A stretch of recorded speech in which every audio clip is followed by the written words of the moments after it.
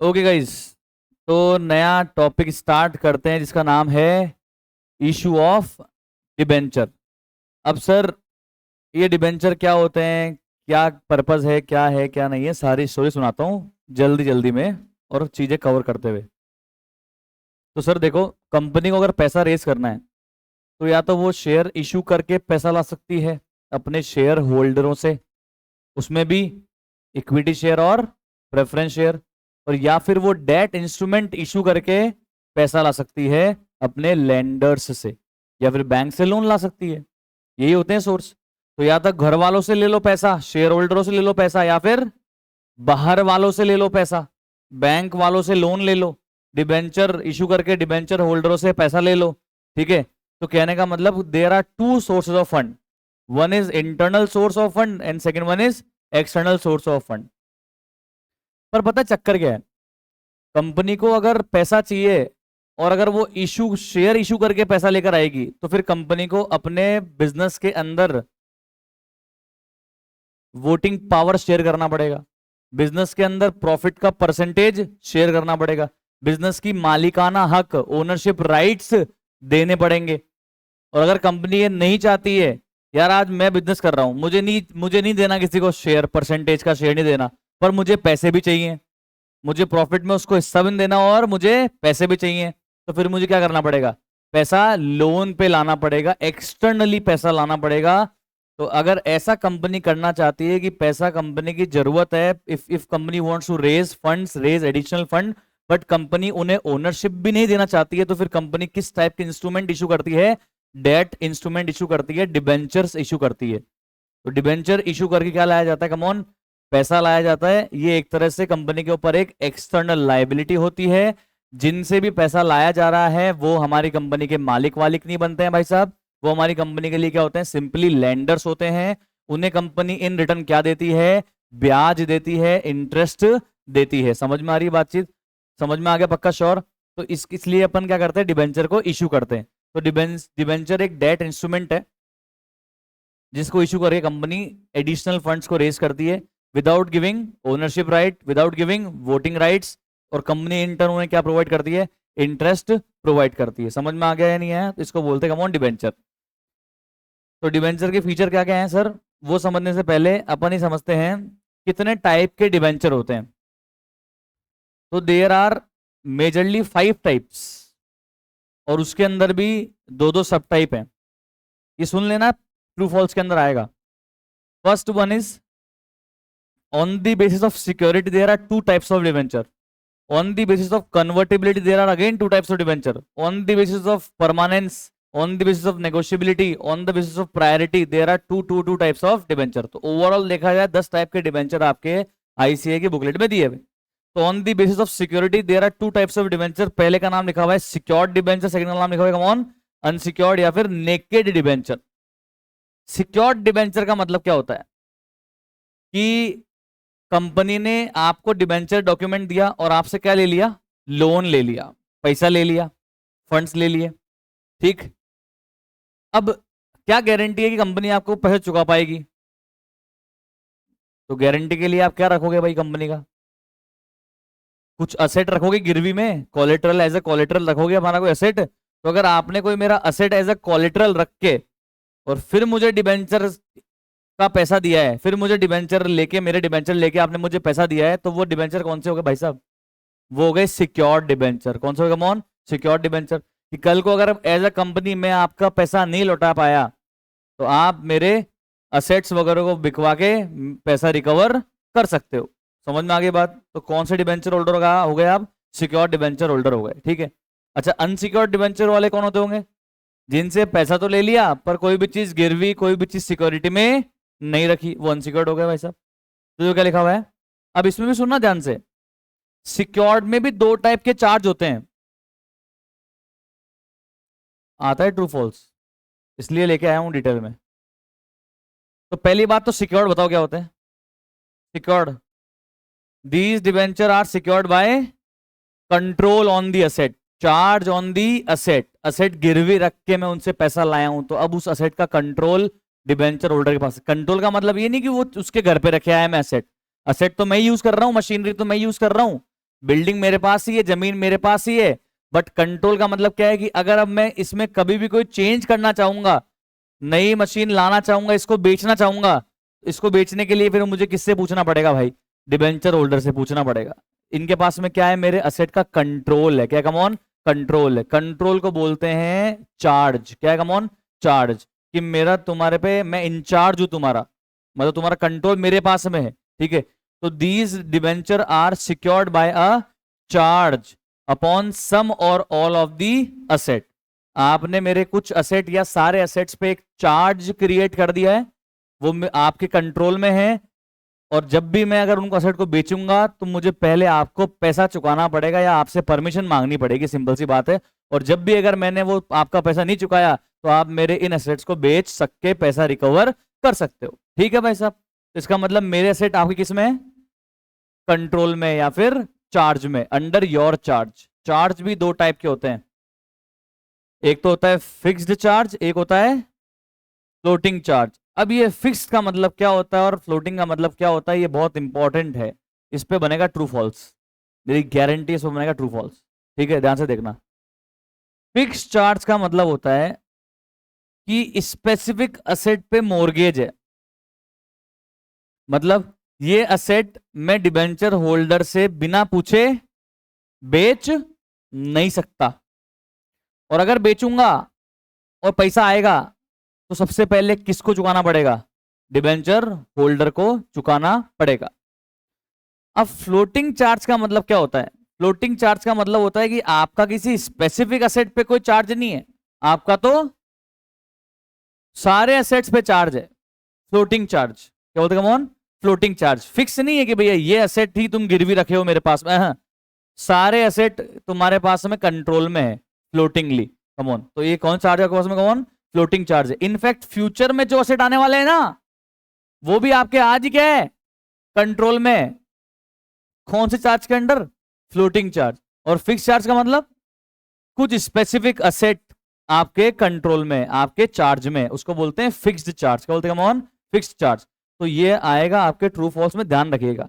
Fixed charge का मतलब on some specific asset, और फ्लोटिंग चार्ज का मतलब on all the assets including future one, including future one. बोलो आया कि नहीं है? क्लियर? तो सिक्योर्ड डिबेंचर समझ में आ गया? सिक्योर्ड डिबेंचर का मतलब है कि जिन डिबेंचर होल्डर के पास अपन कुछ अपना असेट वगैरह गिरवी रखे आए हैं और उनसे पैसे लेके आए हैं, तो वो कौन से डिबेंचर होल्डर हो गए? सिक्योर्ड डिबेंचर होल्डर हो गए। ठीक है। अनसिक्योर्ड या फिर नेकेड, नेकेड का मतलब जिसके पास कुछ नहीं है, समझते हो ना? नेकेड, बिना कपड़े वाला। ठीक है। तो नेकेड, नेकेड का मतलब जिसके पास कोई कोई सिक्योरिटी नहीं है, बस उनसे मैं तो पैसे ले आया, अब पैसे दिया तो दिया, नहीं दिया तो पैसे डूब गए उसके अगले के। और क्या, सिंपल सी बात। कोई गिरवी रख के नहीं लाया। होता है ना अनसिक्योर्ड लोन, सुना होगा तुमने? एक होते हैं सिक्योर्ड लोन, एक होते हैं अनसिक्योर्ड लोन। तो कई बार बैंक बोलती है फोन करके अपने को, बैंक के रोज ही फोन आते हैं कि सर आप सीए हो, आपकी सीए की प्रैक्टिस पे हमारी बैंक आपको लोन देना चाहती है। तो पहले तो मुझे बहुत गुस्सा आता है कि सीए है तो फिर तेरे से लोन क्यों लेगा, पर ठीक है, उनका काम है। तो मैं बोलता हूँ सर क्या, कौन सा लोन दे चाहते हो? तो बोला अनसिक्योर्ड लोन देंगे आपको। मतलब मुझे कोई भी मेरा असेट उनके पास में गिरवी रखना नहीं पड़ेगा, मेरे जमीन के कागज उनके पास रखने नहीं पड़ेंगे, तो भी वो मुझे लोन देने के लिए तैयार है। पर हाँ, अनसिक्योर्ड लोन जब भी लेते हैं ना अपन बैंक से, तो उस पर ब्याज की जो रेट होती है ना, वो ज्यादा होती है, कम नहीं होती है, ज्यादा होती है। उनके पास कोई सिक्योरिटी नहीं है मेरी, कल को नहीं दिया तो ब्याज वो ज्यादा लेते हैं, और सिक्योर्ड लोन में ब्याज कम लेते हैं। तो मैंने बोला नहीं साहब, हमको नहीं चाहिए होता है, बट बता रहा हूँ टर्म्स इस तरीके से काम करती है।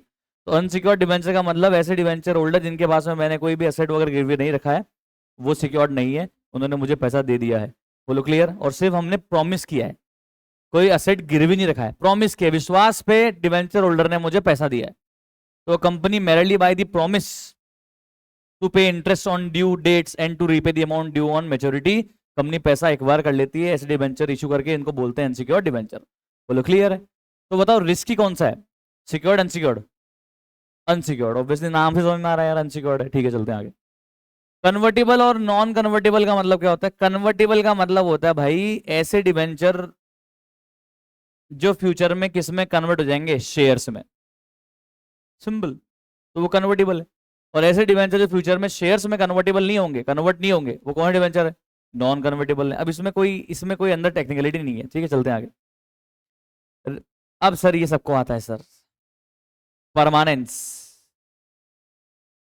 तो ऐसे डिबेंचर जिनसे मैंने डिबेंचर इशू करके मैंने आपसे पैसा लिया, ठीक, तो जो डिबेंचर मैंने इशू किए वो रिडीमेबल डिबेंचर भी हो सकते हैं और इरिडीमेबल डिबेंचर भी हो सकते हैं, ठीक है।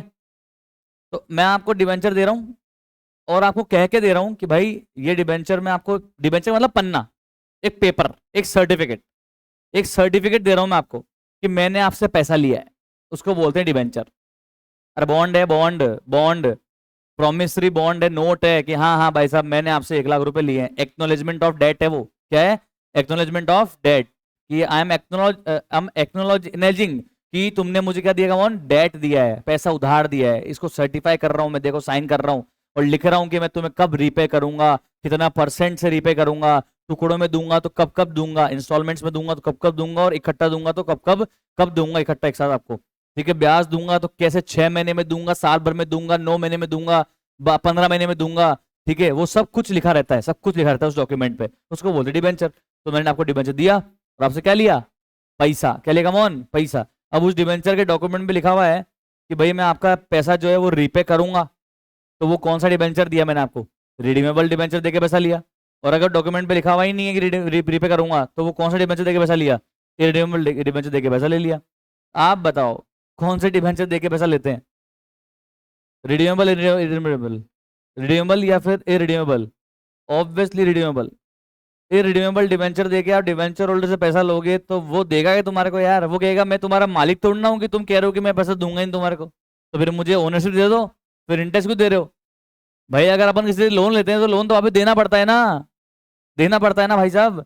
तो रिडीमेबल डिबेंचर ही इशू होते हैं, रिडीमेबल डिबेंचर ही इशू होते हैं। रिडीमेबल का मतलब होता है ऐसे डिबेंचर जिनका मुझे रीपेमेंट करना ही पड़ेगा। तो रिन्यूएबल डिबेंचर का मतलब these debenture which are repayable as per the terms of issue, for example after 8 years from the date of issue. और रिन्यूएबल डिबेंचर का मतलब जो रिपेबल नहीं होते ड्यूरिंग द लाइफ टाइम, तो भाई साहब ऐसे डिबेंचर कोई भी लेना नहीं चाहता है। इरिन्यूएबल डिबेंचर को परपेचुअल डिबेंचर भी बोलते हैं। अच्छा, इसका पेमेंट कब हो सकता है, जब कंपनी बंद हो जाती तब तो इनको भी देना पड़ेगा ना।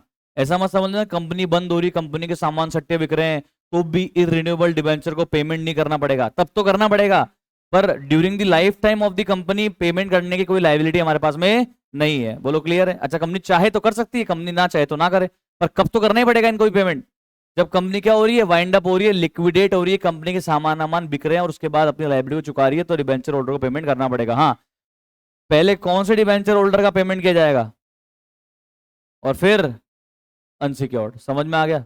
चलो, तो ये भी देख लेना ट्रू फॉल्स में आ जाएगा कि क्या ये सच है कि इरिडीमेबल डिबेंचर को कभी पेमेंट किया ही नहीं जाता। बच्चे कहेंगे हाँ सच है, सच है, सच है। तुम बोलोगे नहीं गलत है, गलत है, क्यों गलत है बोलो।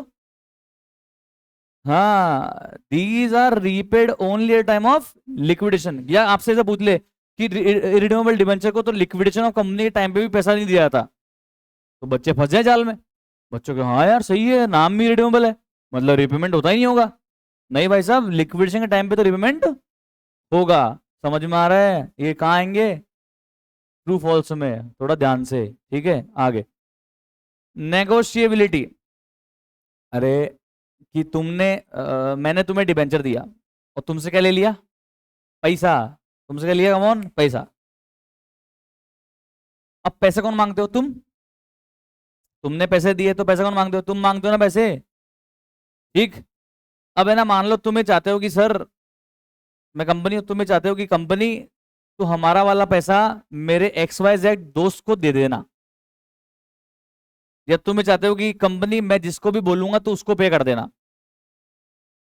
तो तुम्हें चाहते हो कि तुम्हारे पास जो डॉक्यूमेंट है उसको तुम नेगोशिएट कर दो, नेगोशिएबल, ट्रांसफर कर दो। क्या कर दो, कमॉन, ट्रांसफर कर दो। उसको बोलते हैं नेगोशिएबिलिटी। क्या बोलते हैं, कमॉन, नेगोशिएबिलिटी। तो कब ट्रांसफर नहीं होगा, जब रजिस्टर्ड डिबेंचर है। तो जब मैंने नाम ही रजिस्टर डिबेंचर पे आपका लिखा हुआ है तो पेमेंट आपको दूंगा, और अगर तुम्हें चेंज करवाना तो पहले रजिस्टर में चेंज करवा लो तो उसको दे दूंगा भाई साहब। रजिस्टर्ड डिबेंचर का मतलब क्या होता है, आपका जमीन आपके नाम पे रजिस्ट्री हुई होती है ना, सुना होता है ना, जमीन की रजिस्ट्री हो गई। रजिस्ट्री का मतलब क्या है, रजिस्ट्री का मतलब क्या है, वो आपके नाम पे रजिस्टर्ड हो गई कि अब क्या वो बिक नहीं सकती, क्या बिक सकती है, बिक नहीं सकती है, बिक सकती है, बेच दो आप उसको, तो अगले के नाम पे क्या कराओ, रजिस्टर्ड कराओ। तो रजिस्टर्ड डिबेंचर भी ट्रांसफरेबल होते हैं, ट्रांसफरेबल होते हैं, बट इतना आसानी से ट्रांसफर नहीं होते हैं। मन करा कि इसको दे दिया आज, फिर कल उसको दे दिया, परसों उसको दे दिया, ऐसे नहीं है। अगर रजिस्टर्ड डिबेंचर को ट्रांसफर करने हैं तो कहां जाना पड़ेगा? कंपनी के पास जाना पड़ेगा, रजिस्ट्रार के पास जाना पड़ेगा, जिसने डॉक्यूमेंट जिसने रजिस्ट्री मेंटेन कर रखी है, और उसको जाके वहां पे रिक्वेस्ट करनी पड़ेगी। सारे अगले बंदे के डॉक्यूमेंट सबमिट करेंगे, उसके बाद में तुम्हारी कंसेंट देनी पड़ेगी, और फिर जाके तुम्हारे डिबेंचर क्या होंगे, सारी टर्म्स एंड कंडीशन बहुत सारी है, उनको फॉलो करने के बाद तुम्हारे डिबेंचर अगले के नाम पे रजिस्टर्ड हो जाएंगे। पर ट्रांसफर हो सकते हैं, पर इतना आसान नहीं है। ट्रांसफर तो हो सकती है ना, पर इतना आसान नहीं है। रजिस्ट्री करानी पड़ती है, प्रोसेस फॉलो करना पड़ता है, इसलिए आसान नहीं है, पर ट्रांसफर तो हो सकते हैं। अब एक होते हैं बेयरर डिबेंचर। करेंसी नोट कौन सा डॉक्यूमेंट है? बेयरर डॉक्यूमेंट है या रजिस्टर्ड डॉक्यूमेंट है? बेयरर डॉक्यूमेंट है। आज मेरी जेब में तो 500 मेरा, और तुम्हारी जेब में तो 500 तुम्हारा। सिंपल, उसमें कोई नाम थोड़ा लिखा हुआ है कि भैया ये 500 का नोट श्री श्री 1008 श्रीमान XYZ के नाम का है। अरे क्या बात कर रहे हो, जिसके हाथ में उसका है। कौन सा डॉक्यूमेंट है? Bearer document. तो वैसे बेयरर डिबेंचर क्या होता होगा कि जिसके हाथ में उसका डिबेंचर इजीली ट्रांसफरेबल। और कौन सा इजीली ट्रांसफरेबल नहीं है? Registered debenture. पर क्या ट्रांसफरेबल होता ही नहीं है क्या रजिस्टर्ड डिबेंचर? है, होता तो है, ट्रांसफर होता तो है, बट इतना आसान नहीं है। क्लियर है? चलो, प्रायोरिटी। सिक्योर्ड डिबेंचर में भी दो होते हैं, फर्स्ट मॉर्गेज और सेकंड मॉर्गेज। ये अगर पहले सामान बिकेगा ना तो पहले फर्स्ट वालों को देंगे और फिर सेकंड वालों को देंगे। तो क्या बोलते हैं इसको? प्रायोरिटी। अरे कुल मिला के एक एक असेट पे दो जनों से मैंने उधार ले लिया, पर तुम्हें मैंने पहली मॉर्गेज दी, पहली प्रायोरिटी दी, और सेकंड, और किसी को सेकंड प्रायोरिटी दी। अब अगर असेट बिकेगा तो पहले तुम्हारा पैसा दूंगा और फिर सेकंड नंबर का दूंगा। समझ में आ रहा है? इसको बोलते हैं फर्स्ट मॉर्गेज और सेकंड मॉर्गेज। उसमें क्या हो गया भाई, इजी है। This debenture are payable first out of property charge, और सेकंड डिबेंचर को कब पे करेंगे? जब तक फर्स्ट मॉर्गेज वाले डिबेंचर पे ऑफ नहीं होते तब तक तुम्हारे को पेमेंट नहीं करेंगे। अरे आ रहा है क्या यार? इस पे क्वेश्चन नहीं आएगा, इसमें क्या समझ में आ रहा है? इस पे भी नहीं आएगा। इस पे खैर आ सकता है कि रजिस्टर्ड डिबेंचर कभी ट्रांसफर नहीं होंगे, registered debenture can not be transferable. True false? False. Transfer तो हो सकते हैं बट इजीली ट्रांसफरेबल नहीं हो सकते। समझ में आ रहा है? इस पे भी बन सकता है, इसमें बन सकता है, इस पे बनता ही है, इस पे हमेशा बनता है। ये फ्लोटिंग चार्ज है ना, फ्लोटिंग चार्ज, इस पे बनता ही बनता है। ये क्वेश्चन पूछते हैं कि फ्लोटिंग चार्ज का मतलब होता है कि स्पेसिफिक एसेट पे चार्ज होना। फिर तुम बोलोगे नहीं नहीं नहीं, फॉल्स फॉल्स फॉल्स, सारे एसेट पे चार्ज होना इंक्लूडिंग फ्यूचर वन। समझ में आ रहा है? ऐसा ट्रू फॉल्स बनता ही है, इनका आदत है, यही बनाते हैं सेम टू सेम। बार बार पता नहीं इनका अच्छा लगता है, पर ये तो कई बार पूछते हैं। ठीक है, चलें आगे। अरे बोलो क्लियर, पक्का, श्योर? चलें, चलो अब आ जाओ, इश्यू ऑफ डिबेंचर की बात करते हैं।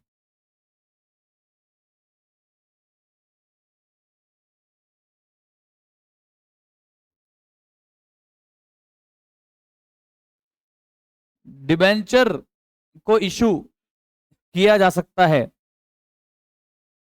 ऑब्वियसली चैप्टर ही वही है।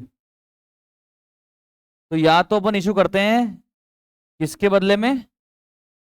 कैश के बदले में। अगर मैं तुम्हें लिख के दे रहा हूं कि तुम मुझे 1 लाख मुझसे मांगते हो, तो मैंने तुमसे क्या लिया होगा?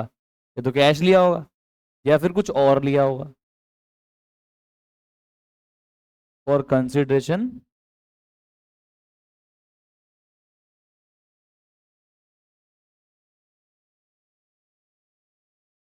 मैंने तुमसे को मशीन ले ली, पर मेरे पास पैसा नहीं है देने के लिए, तो मैंने तुम्हें क्या इशू कर दिया? डिबेंचर। और डिबेंचर इशू करने का मतलब वादा दे दिया ना तुमको मैंने, वादा तो हो ही गया कंपनी के नाम पे, मैं लाइबल तो हो ही गया।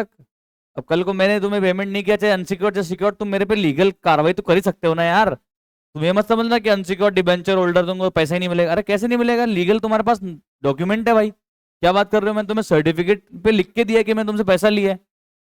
समझ में आ रहा है?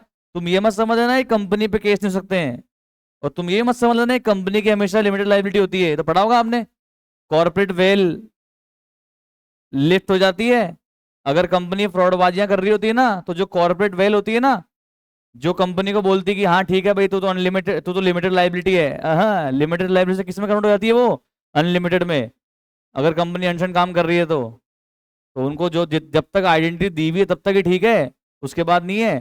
समझ में आ रहा है? गलत फायदा करोगे, गलत इस्तेमाल करोगे तो भाई साहब वो जो तुम्हें प्रिविलेज दे रखे हमने वो सब तोड़ देंगे हम। वो तो करना ही पड़ेगा, वरना कंपनी बना बना के लोग फ्रॉड करेंगे, फिर बोल देंगे हम तो कौन है, लिमिटेड लाइबिलिटी वाले हैं, 10 रुपए का शेयर था 10 रुपए ले जा। अरे ऐसा थोड़ा ना होता है। ठीक है चलो, तो कुल मिला के इश्यू डिवेंचर कर सकते हो आप या तो फॉर कैश या फिर for consideration other than cash.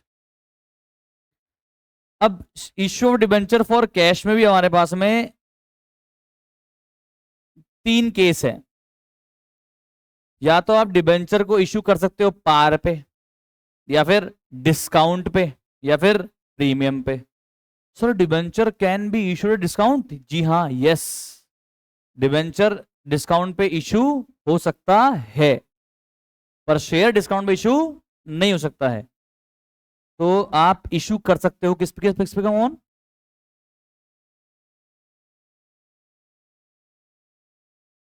At par,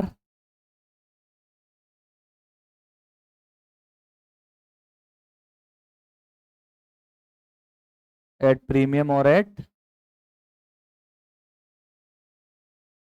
in fact इस लाइन को मुझे दोनों में लाना चाहिए।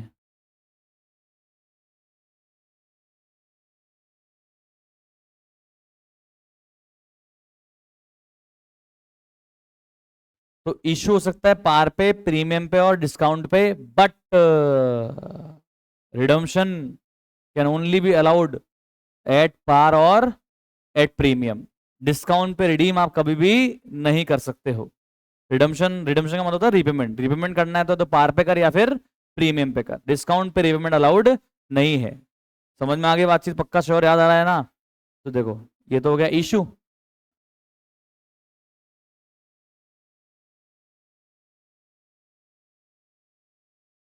रिडम्पशन एट पार और प्रीमियम। अब अपन केस बनाते हैं, अब अपन केस बनाते हैं, याद करते हैं अपने बेसिक्स को। ठीक है चलो, तो सबसे पहले case 1, debenture issued at par, redeemable at par. Par का मतलब क्या होता है? Equal to face value. Face value क्या होती है? Registered value. क्या होती है कौन? Registered value, nominal value. ठीक है, जो रजिस्टर्ड है, जो अपने उसमें लिखी हुई है, डॉक्यूमेंट पे लिखी हुई वैल्यू। ठीक, ओके। तो फेस वैल्यू है सर 100। इशू भी कितने में कर रहा हूं मैं? 100 में। और जिस दिन रीपेमेंट करूंगा ना, जिस दिन भी, 1 साल बाद, 5 साल बाद, जो भी टर्म्स ऑफ इशू है, तो रिडीमेबल भी कितने में करूंगा तुमको? रिडेम्पशन भी कितने में करूंगा? 100 रुपए में रिडेम्पशन करूंगा, 100 रुपए रिपे करूंगा। इशू भी पार, रिडेम्पशन भी पार। खत्म, लो करवाओ एंट्री। बताओ पहली एंट्री बोलो। Bank account debit to debenture application and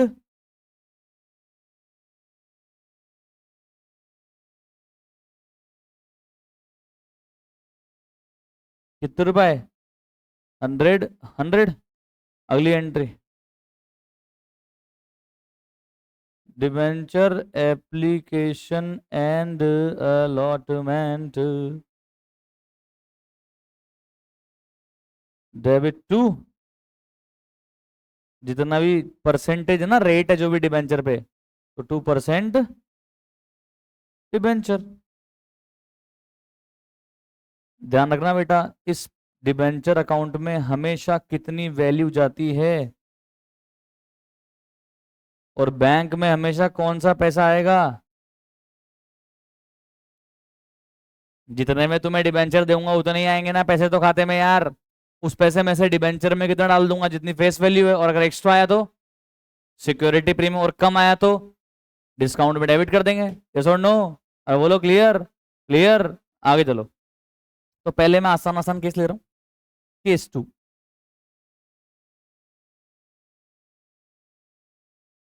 issued at discount.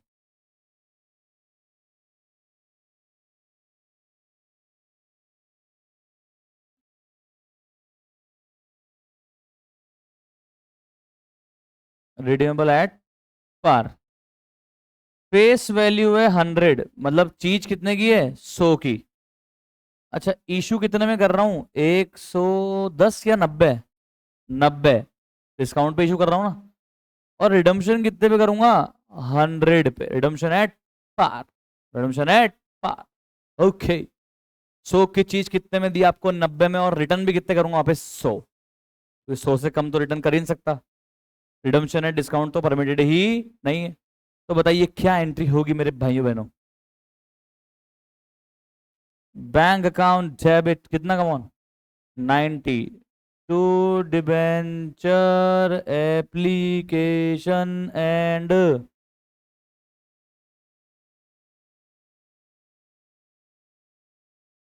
Allotment 90। बेटा पहली एंट्री इशू प्राइस से होती है बेटा, फायदा या नुकसान बाद में बात करेंगे, जब अलॉट करेंगे तब की बात है ना। अभी तो पैसा आया है, एप्लीकेशन आई है, फिर मैं तुम्हें डिबेंचर अलॉट करूंगा, उस दिन बताऊंगा एक्स्ट्रा आया तो सिक्योरिटी प्रीमियम, कम आया तो डिस्काउंट, बराबर आया तो डिबेंचर। अरे क्लियर। तो बताओ अलॉटमेंट के डेट पे क्या एंट्री होगी, debenture application and allotment account debit 90। अरे जितना क्रेडिट होगा उतना डेबिट करोगे ना यार। अब तुम्हें मैंने क्या बताया था अभी थोड़ी देर पहले कि यार परसेंट डिबेंचर अकाउंट में तो क्या जाता है हमेशा, फेस वैल्यू। क्योंकि चीज तो 100 की है ना, और कम से कम 100 देने पड़ेंगे आपको मुझे, कम से कम 100 रुपए देने पड़ेंगे आपको मुझे। तो मेरी लाइब्रेरी 100 रुपए की है, आपसे भले 90 रुपए लिया हूं, लाइब्रेरी कितने रुपए की है, 100 रुपए की। रिडम्पशन एट पार, यस और नो। तो ये जो मैंने आपसे आज 10 रुपए कम लिए, लिए 90 और देने पड़ेंगे 100, तो 10 रुपए कम लिए और देने पड़ेंगे आपको 10 रुपए एक्स्ट्रा। लिए 90, देने कितने पड़ेंगे, 100। तो ये जो 10 रुपए एक्स्ट्रा आपको देने पड़ेंगे, और आज आज 10 रुपए कम लिए, ये क्या है मेरा, नुकसान है ना भाई। क्या कमाना आज मेरा नुकसान है। क्या दे दिया मैंने आपको, discount on issue of share of debenture. अरे बोलो आया या नहीं आया, आ रहा है या नहीं आ रहा है, पक्का, श्योर। कॉपी निकालो फटाफट। अरे सर हमको आता ही, कॉपी निकालो। अरे सर ये तो हमको आता है ना, कॉपी निकालो। दोनों केस फटाफट से कॉपी में, दोनों केस फटाफट से कॉपी में। फिर करेंगे 4 और केस, और फिर करेंगे आईसीआई क्वेश्चंस। फिर सीखेंगे इंटरेस्ट ऑन डिबेंचर कॉन्सेप्ट। फिर सीखेंगे डिस्काउंट ऑन इश्यू और डिबेंचर को राइट ऑफ करने कॉन्सेप्ट। फिर सीखेंगे इश्यू और डिबेंचर फॉर कोलेटरल सिक्योरिटी। हर चीज कवर होगी, चिंता मत करना। तो फटाफट से दोनों केस अपनी अपनी कॉपी के अंदर, फास्ट एवरीबॉडी।